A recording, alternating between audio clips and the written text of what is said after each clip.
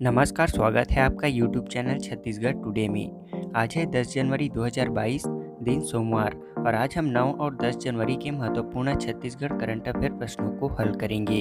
तो चलिए शुरू करते हैं। हमारा पहला प्रश्न है, छत्तीसगढ़ का कौन सा राष्ट्रीय उद्यान अथवा अभयारण्य जैव विविधता और तितलियों की सर्वाधिक प्रजातियों के लिए विशेष रूप से प्रसिद्ध है? इसका आंसर है ऑप्शन डी, कांगेर घाटी राष्ट्रीय उद्यान। छत्तीसगढ़ का कांगेर घाटी राष्ट्रीय उद्यान जैव विविधता और तितलियों की सर्वाधिक प्रजातियों के लिए विशेष रूप से प्रसिद्ध है। यहाँ 250 से अधिक प्रजातियों की तितलियाँ पाई जाती है, जिनमें से 20 प्रकार की तितलियाँ विलुप्त होने के कगार पर है। इस पार्क के तीरथगढ़ जाने वाले एक हिस्से को बटरफ्लाई गार्डन के रूप में विकसित किया गया है। यहाँ की जैव विविधता पर भारतीय प्राणी सर्वेक्षण केंद्र जबलपुर ने सर्वे किया था। बता दें कि कांगेर घाटी राष्ट्रीय उद्यान की स्थापना 22 जुलाई 1982 को की गई थी। यह बस्तर जिले में स्थित है। यह राज्य का सबसे छोटा राष्ट्रीय उद्यान है। कांगेर घाटी राष्ट्रीय उद्यान को 1982 में एशिया का पहला बायोस्फीयर रिजर्व घोषित किया गया था, पर यह अब वर्तमान में नहीं है। हमारा अगला प्रश्न है, हाल ही में छत्तीसगढ़ सरकार ने कोदो, कुटकी व रागी को राज्य के सभी प्राथमिक वनोपज सहकारी समितियों के माध्यम से क्रय करने का फैसला लिया है। इसमें कोदो कुटकी का समर्थन मूल्य कितना निर्धारित है? इसका आंसर है ऑप्शन सी, 3,000 रुपये प्रति क्विंटल। बता दें कि छत्तीसगढ़ राज्य के अंतर्गत राज्य लघु वनोपज संघ के समस्त प्राथमिक वनोपज सहकारी समितियों द्वारा उनके क्षेत्र के अंतर्गत कृषकों द्वारा उत्पादित कोदो, कुटकी एवं रागी को निर्धारित समर्थन मूल्य पर क्रय किया जाएगा। इसमें कोदो कुटकी का समर्थन मूल्य 3,000 रुपये प्रति क्विंटल और रागी का समर्थन मूल्य 3,377 रुपये प्रति क्विंटल निर्धारित किया गया है। इसे अब तक राज्य के अनुसूचित क्षेत्रों में ही लघु वनोपज के माध्यम से खरीदा जा रहा था। अब पूरे प्रदेश में राज्य लघु वनोपज संघ के समस्त प्राथमिक वनोपज सहकारी समितियों द्वारा इसकी खरीदी की जाएगी। इसके लिए वन एवं जलवायु परिवर्तन विभाग से आदेश जारी कर दिया गया है। हमारा अगला प्रश्न है, छत्तीसगढ़ में युवा महोत्सव का शुभारंभ कब से प्रारंभ किया गया है? इसका आंसर है ऑप्शन सी, 2020 से। छत्तीसगढ़ में युवा महोत्सव का शुभारंभ 2020 से किया गया है।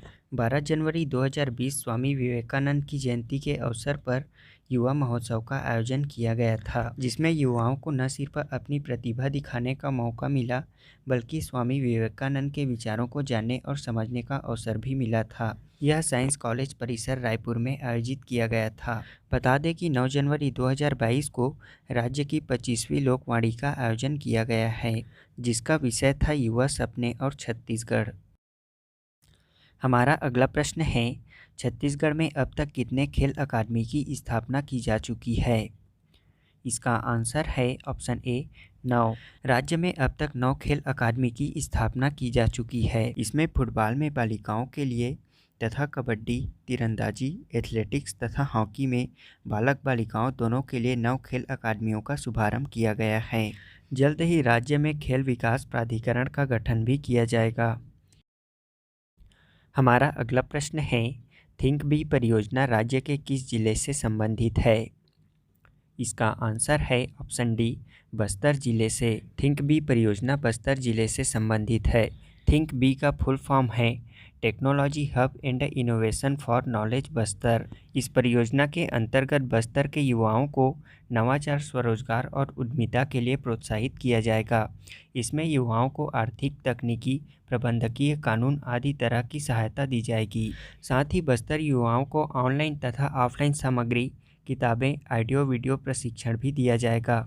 इस परियोजना के लिए IIM Raipur, Tata institute of social sciences Delhi, IIIT Raipur तथा Hidayatullah national law university Raipur के साथ MOU किया गया है। अगला प्रश्न है, राजीव युवा मितान क्लब के तहत राज्य के नगरीय निकाय एवं ग्राम पंचायतों में कितने क्लब गठित किए जाएंगे?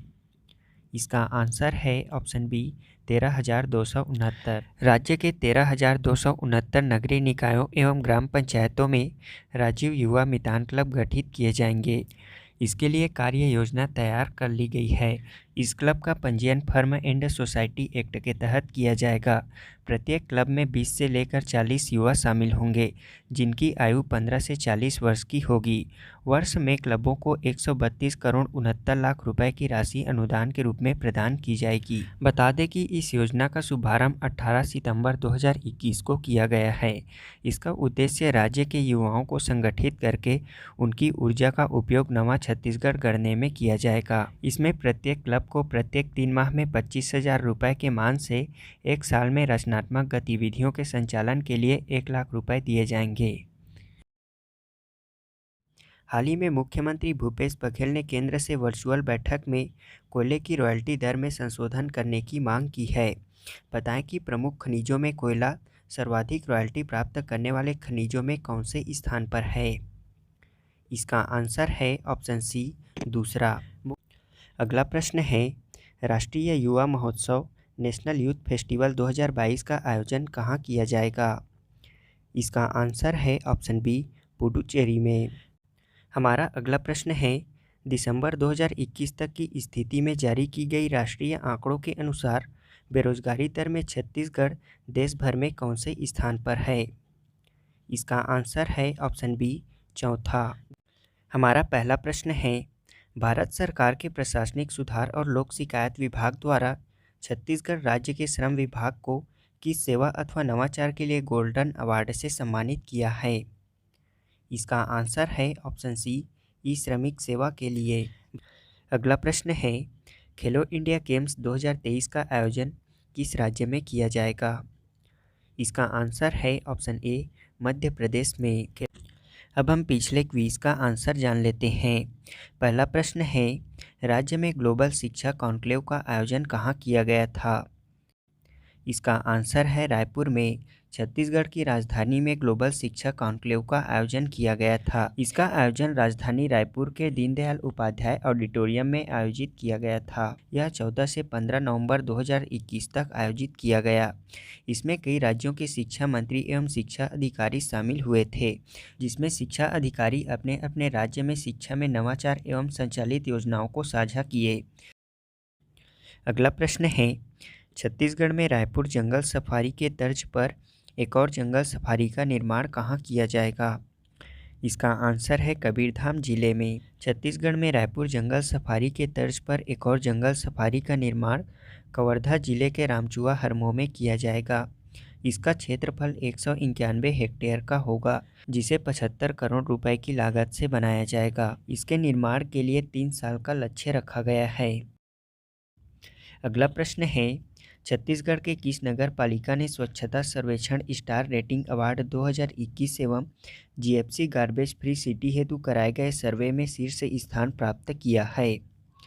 इसका आंसर है बेमेतरा नगर पालिका ने। स्वच्छता सर्वेक्षण 2021 स्टार रेटिंग अंतर्गत सफाई मित्र सुरक्षा चैलेंज अवार्ड बेमेतरा नगर पालिका ने प्राप्त किया है।